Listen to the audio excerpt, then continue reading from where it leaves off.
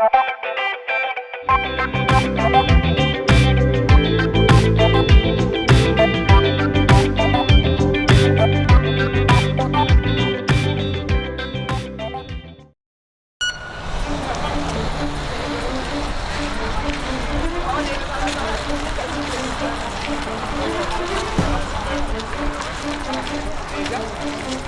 l'urgence ouverte! Tombez l'urgence ouverte!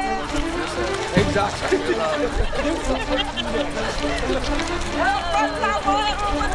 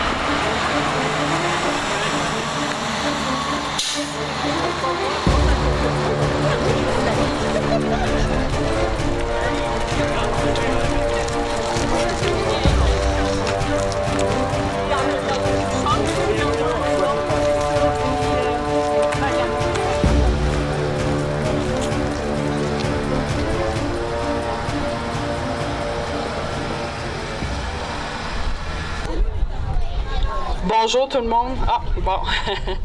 Test 2, 3, ça fonctionne. Fait que merci beaucoup pour ceux qui ont bravé le froid ce matin. C'est pas chaud. Fait que je vais essayer de parler avec la bouche gelée ce matin. Fait que ça sera peut-être pas chic, mais en tout cas.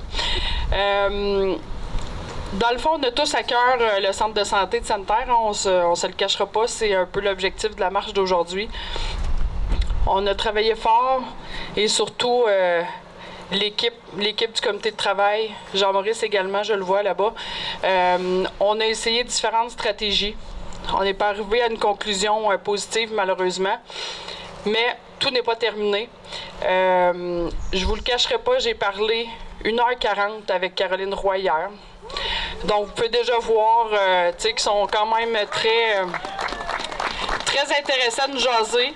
Je l'ai relancé cette semaine.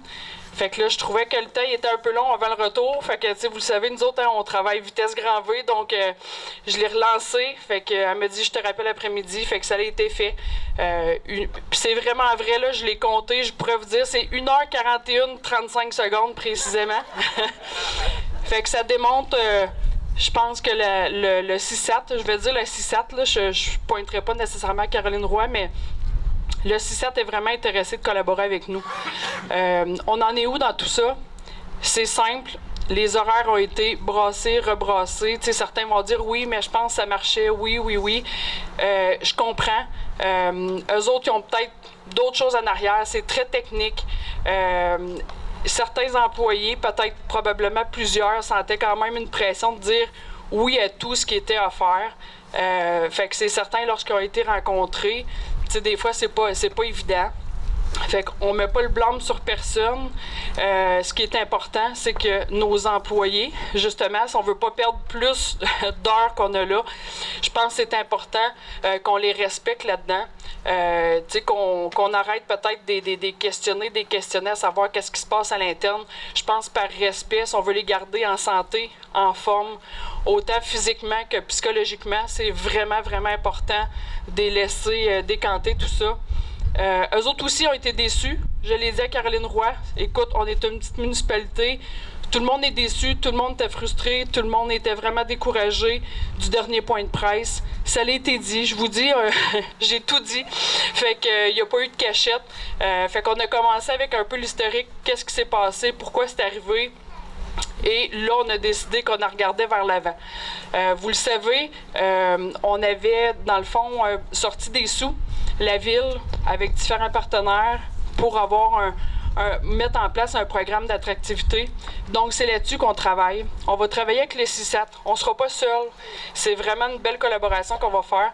Fait que moi, j'ai dit, écoutez, la pression sera peut-être plus sur les gens en dedans, mais c'est certain que nous, on va vous pousser. Tu sais, je veux pas dire pression, mais c'est certain qu'on veut pas attendre un mois avant une autre rencontre, puis un autre mois. Ils l'ont très bien compris. Fait qu'ils ont dit, on n'est pas certain d'être capable d'être à votre vitesse, parce que ils ont vu toutes les démarches, la mobilisation, tout ce qui a été fait. Ils sont bien conscients. Puis je pourrais vous dire que la mobilisation, oui, il y a peut-être eu des côtés négatifs, tu sais, il y a eu de la rage, etc., etc. Mais c'est certain que ça a fait quand même une différence, même si aujourd'hui, on peut pas annoncer qu'on ouvre le centre de santé 24/7.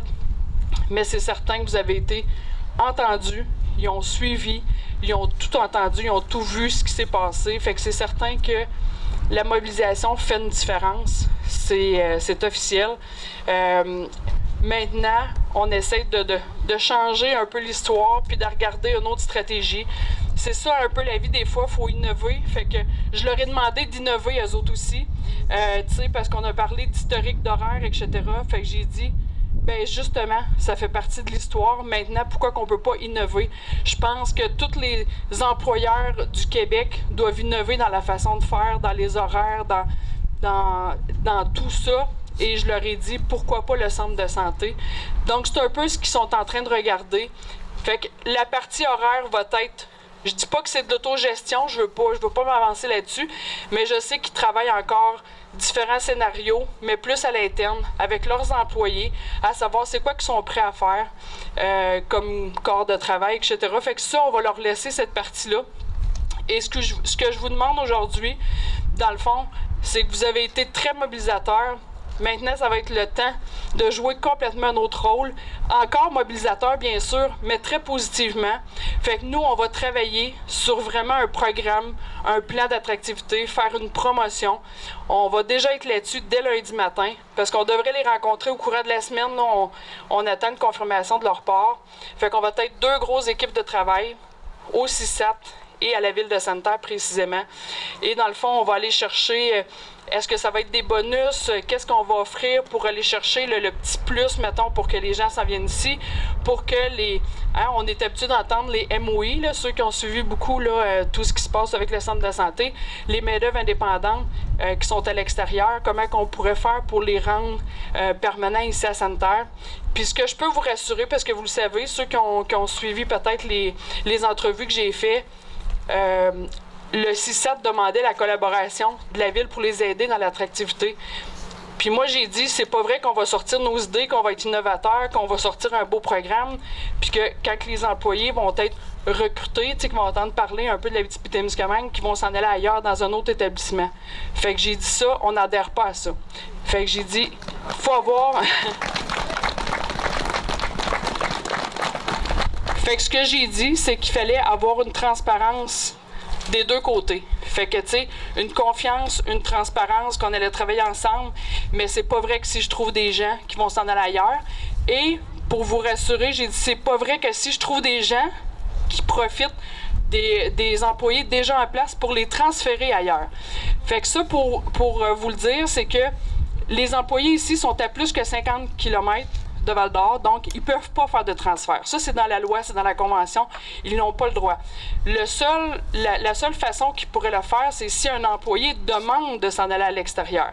Mais au niveau du CISAT, pour vous rassurer, ils n'ont pas le droit de transférer des gens à Val-d'Or, ni à Amos, parce qu'on est à plus que 50 km. Fait que ça peut être rassurant.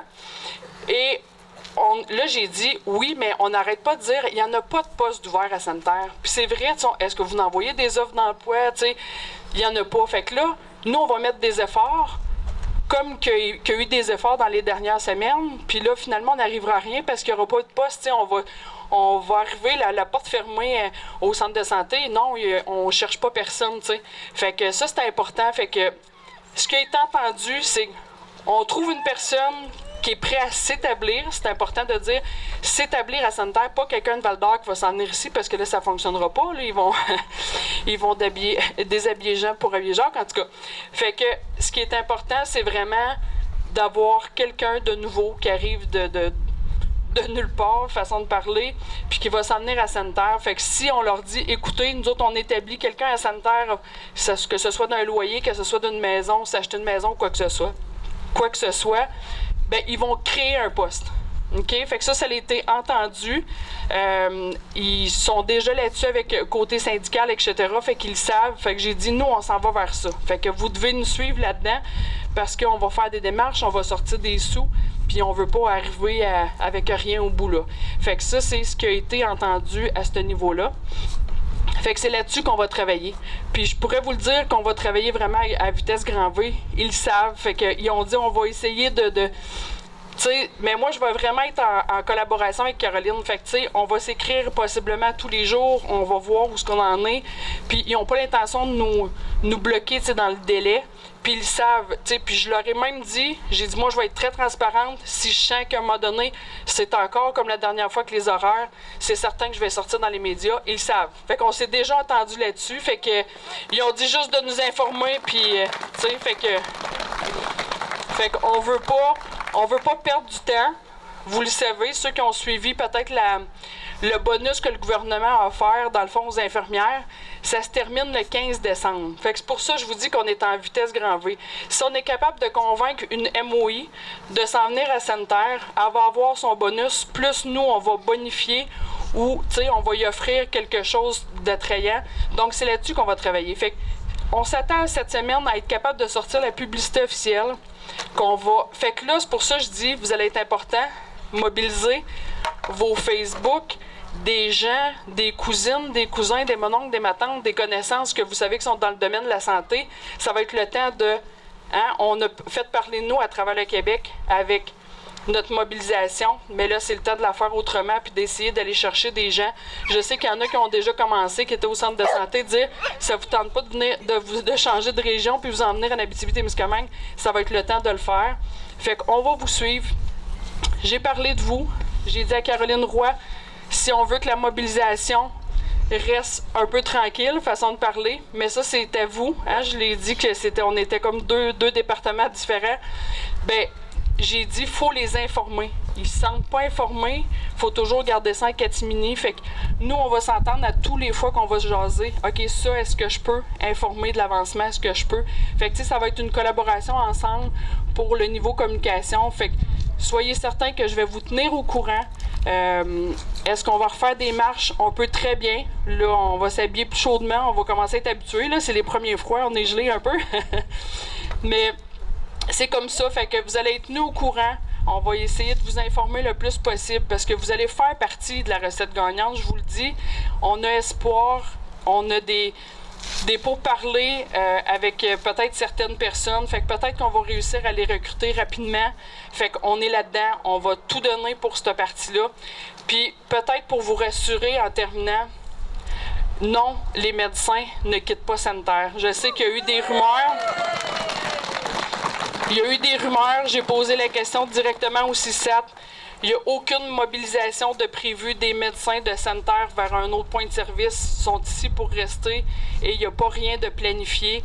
Vous le savez, hein? Moi, Jean-Maurice, quand il m'avait transféré le dossier, il m'a dit « Écoute, c'est pas d'hier qu'on se bat. » Je l'ai redit ça à Caroline Roy. J'ai dit « Comment qu'on peut s'assurer? » Nous, on pensait qu'il y avait peut-être quelque chose de caché en dessous de ça. On me dit que non. On me dit que c'est pas une question de budget non plus. Fait que, tu sais, ça, je l'ai très bien compris. Fait que c'est pas une question de budget. Ben, on va pouvoir travailler en collaboration avec eux autres pour qu'ils nous aident aussi puis qu'ils sortent des sous pour faire certaines actions. Donc, c'est là-dedans qu'on est. Fait que, on n'a pas de problème de budget.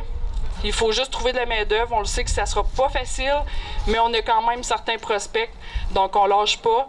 Et c'est ça. Fait que vous allez avoir encore vos médecins de famille. Ça devrait pas changer. Eux autres, ils ont aussi hâte que nous que ça leur rouvre 24/7, c'est bien certain. Mais sachez que c'est un dossier qu'on va suivre de près puis qu'on va travailler fort dans ce dossier-là. Et en espérant que vous allez être derrière nous là, pour faire avancer la cause. Fait que c'est ce que j'avais à vous dire aujourd'hui. Je pleure pas, là, c'est le froid. Je vais pleurer, d'après moi, le jour que le 24/7 va réouvrir. Là, d'après moi, on va être très émotif, tout le monde. Fait que sur ça, je vous souhaite une excellente journée. Puis, je reste disponible si jamais il y en a qui ont des questions. Ou si je peux répondre là, si jamais il y a quelqu'un qui a une question présentement, mais vous pouvez venir me voir aussi, là, ça va me faire plaisir. Oui. On peut savoir combien d'infirmières et infirmiers ça va prendre pour la réouverture? Oui, on s'est entendu parce que là, tu sais, eux autres aussi, là, à l'interne, sont en train de rebrasser un peu, trouver des solutions. Fait qu'on s'est entendu sur 4 infirmières. Fait que en ayant trouvé 4, on devrait réussir à réouvrir 24/7. Fait que c'est le chiffre, je vais dire, magique qu'on a pour l'instant. Si eux autres, ils réussissent à retravailler ou être innovateurs dans leur façon de faire les horaires, puis qu'ils me disent, ben c'est 3, ben tant mieux, on aura une de moins à trouver. Mais présentement, c'est vraiment 4 infirmières qu'il faut trouver.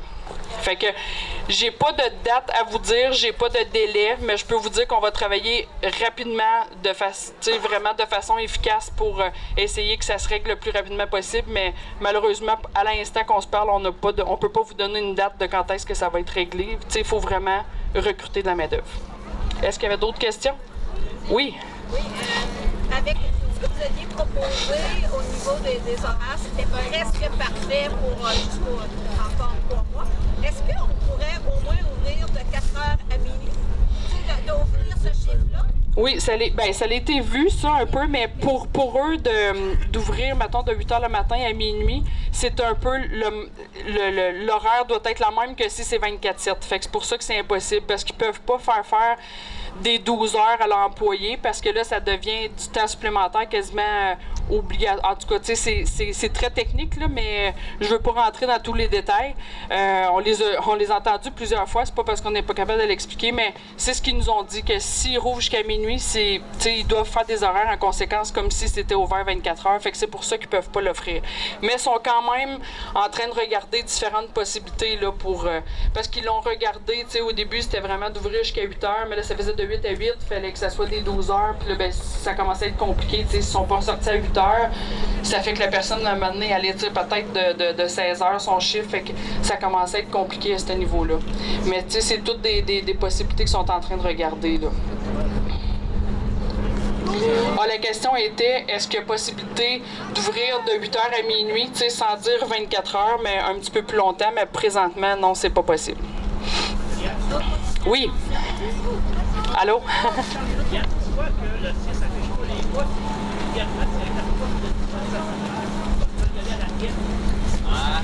Ben, écoutez, c'est ça, on leur a posé la question, comment ça que... On leur a posé la question pourquoi il n'y avait pas de poste d'ouvert, mais eux autres, là, présentement, ils travaillent vraiment sur leurs 8 heures. Fait que, c'est vrai qu'ils n'ont pas de poste à combler là, mais, avec la convention, etc., syndicat, tout ça, fait que... Mais moi, c'est pour ça que je leur ai dit, vous devez m'assurer que si je trouve des employés, vous allez engager ces gens-là, puis ils me l'ont promis. Oui, c'est ça. Il va y avoir de l'écrit, inquiétez-vous pas. Mais c'est certain que c'est une entente, puis on va être transparent, puis ils vont respecter leur entente. Pardon? Deuxième question. Oui. Deuxième question. De donner la chance de pouvoir emmener les patients ici, les patients qui ont le droit de... Il y a un médecin, il y a des infirmières, je pense qu'ils ont le droit d'avoir les mêmes soins que les personnes en province ou même en région. Ça a déjà été discuté. Fait que c'est ce que j'ai dit. J'ai dit en frais d'innovation, j'ai dit qu'il doit y avoir moyen de faire quelque chose pour nos ambulanciers. Fait que la question elle a été lancée. Fait qu'il y a des choses qui vont être vérifiées là, à ce niveau-là. Là, mais je l'ai dit là, que pourquoi que les ambulanciers ne pouvaient pas arrêter au moins de 8 à 16. Là. Fait qu'on va en rejaser de ça, mais ça a été discuté hier, là, je peux vous rassurer là-dessus. Merci beaucoup. Bonne journée. Fait que lâchez pas, puis on a toujours espoir. Ayez ça en tête. Merci.